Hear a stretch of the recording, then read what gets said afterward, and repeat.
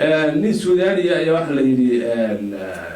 nimanka Suudaanta yani waxyaalaha qosolka ama masaarada ku badan yihiin nin Suudaaniya waxay qoftiisa dumar aad u dhibtay hadda rag baa hadda ka dhawaa jiray haddii anaga la dilay xaggee baan ugu arkanayna ninkii Suudaaniga xaaskiisu aad bay u dhibtay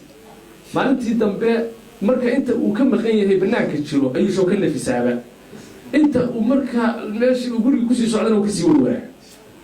maalinta uu masjid galay salaadii jimce ayaa sheekhu wuxuu ka sheekeeyay ragga ahlu jannada ah xuura lacaynta ayaa la siinay waxa qasri baad soo galaysaa adoo malaa'iktu ku galbinayso waxa lagu oranayaa qasrigan adaa iskale markuu is yiraahdo gal ay wuxuu arkayaa xuura lacayn nooc oo 7 markaasuu soconayaa sii gal oo xuura lacaynta ada gal markaasuu oranaya ma xuura lacayntan ka fiican ayaa ku harsan waa laga soo saaraya qol kale la gelinayaa waxa soo waa qasrigiisa xuura lacaynta oo 200 hadana arkaya tan milki waxa la yiraahdaa wax ka wanaagsan sheekh la sida la moogta ninkii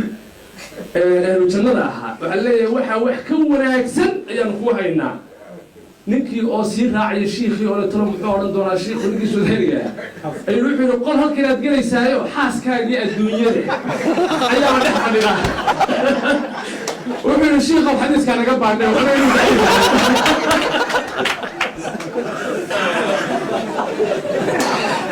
sheekhu wuxuu xadiiskaas waa daciif baan u leeyahay ku dhaashay وصلاتي جمع صلاتي عنا الله الله ويسهل كل واحد لأنه وحده غايب وأقل كي أي كده ورسه ما هذا لما تجنده كهذا إنسان بسم الله الرحمن الرحيم